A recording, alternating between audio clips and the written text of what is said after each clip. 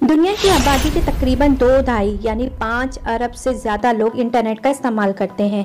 Information की बरवक्त रसाई के लिए इंटरनेट पर चलने वाले सोशल मीडिया को इस वक्त सबसे ज़्यादा तेज़ और मुस्तैद सोर्सेज भी समझा जाता है। एक अंदाजे के मुताबिक इस वक्त तकरीबन 2 अरब वेबसाइट मौजूद हैं जो मुतल्लिका मालूमात या तफरीह फराहम कर रही हैं। लेकिन क्या आपने कभी सोचा है कि ये इंटरनेट कैसे काम करता है? कि अरबों इंटरनेट सार्फिन और 2 बिलियन वेबसाइट्स आपस में किस तरह मुंसलिक है? इंटरनेट का मालिक कौन है और कौन इस इंटरनेट को कंट्रोल कर सकता है? इस मौजू से मुतल्लिक दीगर दिलचस्प सवालात के जवाब भी हमारी आज की इस वीडियो का मौजू है।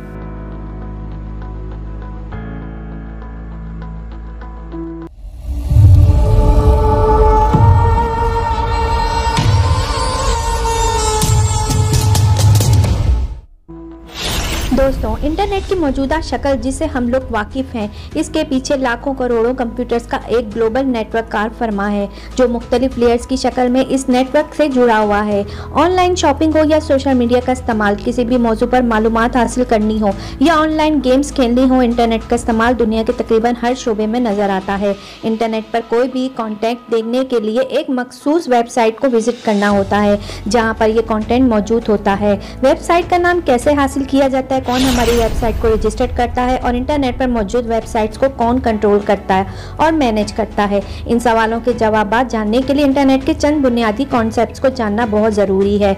आपकी स्क्रीन पर चलने वाली इस वीडियो का डेटा गूगल या यूट्यूब का एक डेटा सेंटर पर महफूज है जो आपसे हज़ारों किलोमीटर दूर हो सकता है। इस वीडियो डेटा का अपने सोर्सेज यानी डेटा सेंटर से एंड यूजर यानी मोबाइल या लैपटॉप स्क्रीन तक पहुंचने का तवील सफ़र नहायत दिलचस्प और नाकाबिल यकीन है। इंटरनेट पर मौजूद कोई भी मवाद जब हम तक पहुंचता है वो मुतल्लिका सेंटर्स के अंदर किसी डेटा स्टोरेज डिवाइस जैसा कि सोल्ड स्टेट डिवाइस SSD में महफूज होता है, बिल्कुल हमारे लैपटॉप की हार्ड डिस्क की तरह। ये SSD किसी ताकतवर कंप्यूटर जिसे सर्वर कहते हैं इसके अंदरूनी मेमोरी के तौर पर काम करती है। सर्वर का काम वीडियो या दीगर महफूज शुदा मवाद को यूजर्स की दरख्वास्त पर उसे फराहम करना है। अब चैलेंज ये है कि डेटा सेंटर में महफूज डेटा को आपकी डिवाइस पर कैसे मुंतकिल किया जाए। दोस्तों, इंटरनेट के इस प्रोसेस को समझने के लिए पहले हम IP यानी इंटरनेट प्रोटोकॉल एड्रेस के कॉन्सेप्ट को समझते हैं। हर डिवाइस जो इंटरनेट से मुंसलिक है, चाहे वो सर्वर हो, कंप्यूटर हो या मोबाइल फ़ोन, इनफरादी तौर पर नंबरों के सीक्वेंस से पहचाना जाता है जैसे IP एड्रेस कहा जाता है। जिस तरह आपके घर के मुनफरिद शनाख्त आपके घर का एड्रेस होता है और आपको जो भी खत भेजा जाता है वो आपके घर के पते की वजह से आप तक पहुँचता है, बिल्कुल इसी तरह इंटरनेट की दुनिया में IP एड्रेस शिपिंग एड्रेस के तौर पर इस्तेमाल होता है जिसके जरिए तमाम मालूमात अपनी मंजिल तक पहुंचती हैं। आपके मोबाइल फ़ोन या लैपटॉप को आपका internet server provider IP address से साइन करता है। इस तरह डेटा सेंटर में मौजूद सर्वर का भी एक IP एड्रेस होता है। सर्वर आपका अपना कंप्यूटर और लैपटॉप भी हो सकता है, लेकिन बड़ी वेबसाइट्स का डेटा महफूज करने के लिए एक अलग और ताकतवर सर्वर दरकार होता है। गूगल या यूट्यूब जैसी वेबसाइट्स के लिए तो पूरा डेटा सेंटर ही स्टोरेज के लिए वक्त होता है, चूँकि ये सर्वर वेबसाइट को स्टोर करता है। लिहाजा आप सर्वर का IP एड्रेस जानकर ही किसी वेबसाइट तक रसाई हासिल कर सकते हैं। अब किसी एक शख्स के लिए इतने ज़्यादा IP एड्रेस याद रखना बहुत मुश्किल काम है, इसलिए इस मसले को हल करने के लिए youtube.com या facebook.com वगैरह जैसे डोमेन ने इस्तेमाल किए जाते हैं जो IP एड्रेस से मुताबिकत रखते हैं। अब सवाल ये पैदा होता है कि इंटरनेट को हमारी डोमेन नेम के मुताबिक IP एड्रेस कहां से मिलते हैं। इस मकसद के लिए इंटरनेट एक बड़ी फ़ोन बुक का इस्तेमाल करता है जिससे DNS यानी डोमेन नेम सिस्टम कहा जाता है। जिस तरह आपके मोबाइल फ़ोन में किसी शख्स के नाम से उसका मोबाइल नंबर महफूज होता है, इसी तरह DNS सर्वर डोमेन नेम से मुतल्लिका IP एड्रेस फराहम करता है। मुख्तसर ये कि आप अपने वेब ब्राउज़र और डोमेन का नाम दर्ज करते हैं और ब्राउज़र मुतल्लिका IP एड्रेस हासिल करने के लिए DNS सर्वर को दरख्वास्त भेज देता है। IP एड्रेस हासिल करने के बाद आपका प्रोसेसर डेटा हासिल करने के दरख्वास्त को मुतल्लिका डेटा सेंटर पर मौजूद सर्वर को भेजता है। एक बार जब सर्वर को किसी मखसूस वेबसाइट तक रसाई की दरख्वास्त मिल जाती है तो डेटा का बहाव शुरू हो जाता है। दोस्तों यकीनन आपके जहन में ये सवाल आया होगा कि ये डोमेन नेम कौन इसे साइन करता है। एक डोमेन के नाम से पूरी दुनिया में एक ही वेबसाइट होती है, लिहाजा कोई तो होगा जो इसको रजिस्टर और मैनेज करता होगा। आइए इसका जवाब जानने की कोशिश करते हैं। किसी भी वेबसाइट लिंक के दो अहम हिस्से होते हैं, एक डोमेन नेम और एक टॉप लेवल डोमेन। मिसाल के तौर पर www.com में YouTube डोमेन नेम है और .com टॉप लेवल डोमेन है। जब आप अपनी कोई वेबसाइट तख्लीक करते हैं तो आपको इसका डोमेन नेम रजिस्टर करवाना होता है। इसी तरह वेबसाइट पर मौजूद मवाद को डेटा को महफूज करने के लिए एक वेब सर्वर भी दरकार होता है, जिसका जिक्र हम पहले ही कर चुके हैं। कुछ वेबसाइट्स ऐसी हैं जो आपकी वेबसाइट के डेटा को महफूज करने के लिए अपनी खिदमत पेश करती हैं, उन्हें होस्टिंग वेबसाइट्स कहा जाता है। डोमेन नेम की रजिस्ट्रेशन और पूरे डोमेन नेम सिस्टम यानी DNS की मैनेजमेंट का काम जिस इदारे के जिम्मे है वो ICANN है। ICANN यानी internet corporation of assign names and numbers का है। इंटरनेट का दुनिया में बहुत अहम किरदार है। ICANN ही ये फैसला करता है कि कौन कौन सी टॉप लेवल डोमेन्स हो सकती हैं। लेवल डोमेन के लिए बाकायदा मीटिंग होती है और जो कंपनीज टॉप लेवल डोमेन्स खरीदती हैं उन्हें रजिस्ट्रीज कहा जाता है, जैसे कि .com डोमेन वेरीसाइन नामिंग कंपनी की मलकियत है। इसके बाद आते हैं रजिस्ट्रार, जैसे कि डोमेन.com या GoDaddy.com। Companies top level romance खरीदती हैं, इन्हें रजिस्ट्रीज कहा जाता है, जैसे कि .com बिना मेरी साइन में अभी कंपनी की मलकियत है। इसके बाद आते हैं रजिस्ट्रार, जैसे कि डोमेन.com या GoDaddy.com अपने तस्दीक शुदा डोमेन रजिस्ट्रार्स के जरिए डोमेन नेम सिस्टम यानी DNS को मैनेज करता है, जिसके मालिक तो नहीं होते, लेकिन ICANN की तरफ से उन्हें इख्तियार दिया गया है कि वो आपका मतलूबा डोमेन नेम आपको फरोख्त और रजिस्टर कर सकते हैं। दोस्तों इसी तरह IP एड्रेसेस को मैनेज करने का काम इंटरनेट स्टेटमेंट नंबर अथॉरिटी यानी IANA के पास है, जो ICANN का ही एक झैली इदारा है।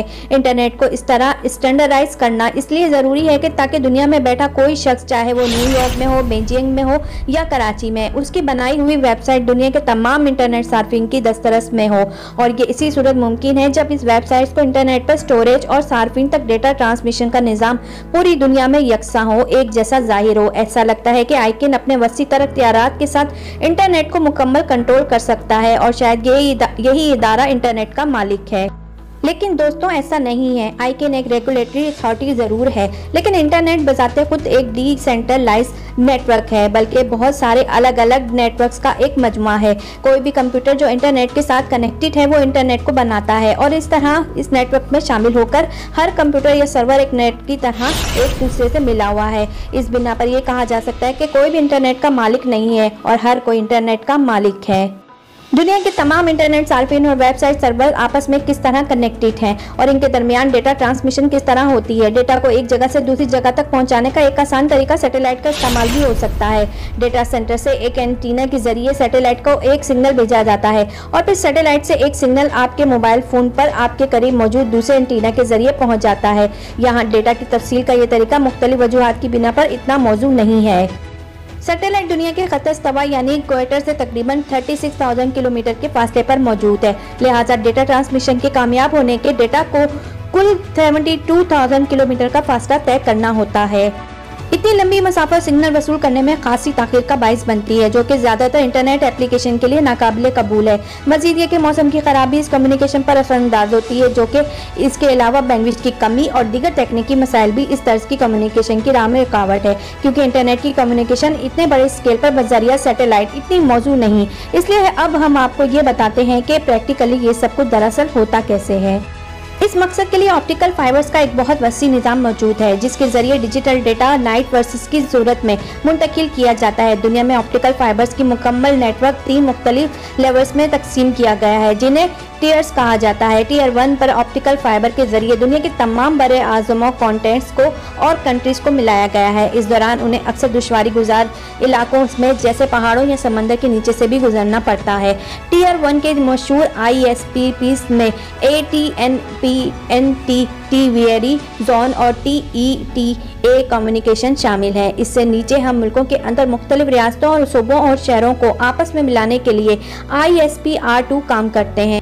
इसके बाद पेयर 3 ISPs आते हैं जो कि सिर्फ एक मखसूस इलाके के सार्फिन को आपस में मिलाते हैं और बैकएंड पर पेयर 2 और बिलाखिर टेयर 1 नेटवर्क से मिले होते हैं। यहाँ ये बात जानना भी निहायत अहम है कि पाकिस्तान समेत कुछ ममालिक ऐसे हैं जहाँ टेयर 3 नेटवर्क ऑप्टिकल फाइबर्स के बजाय कॉपर की तारों से कायम किया गया है, लेकिन इंटरनेट से कनेक्ट होते ही कहीं ना कहीं आप ऑप्टिकल फाइबर के इस नेटवर्क के साथ जरूर मुंसलिक हो जाते हैं। अगर आप सेलुलर यानी मोबाइल डेटा या किसी भी वायरलेस इंटरनेट डिवाइस का इस्तेमाल करते हुए इंटरनेट तक रसाई हासिल कर रहे हैं तो ऐसे मामलात में सिग्नल या डेटा को ऑप्टिकल केबल के जरिए पहले मोबाइल टावर को भेजा जाता है और फिर ये डेटा इलेक्ट्रॉनिक नेट व्यूज की सूरत में टावर से आपके सेल फोन या इंटरनेट डिवाइस तक पहुंचता है।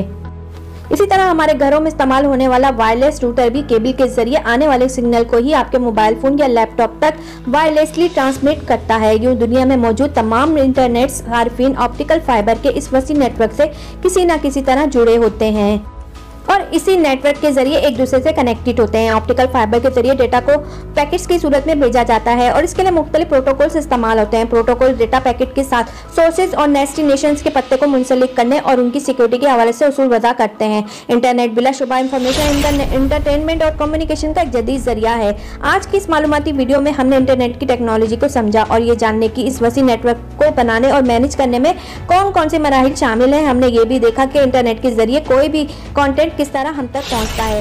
ये वीडियो आपको कैसी लगी, इस बारे में आपकी जो राय है हमें कमेंट्स में ज़रूर लिखिएगा। शुक्रिया।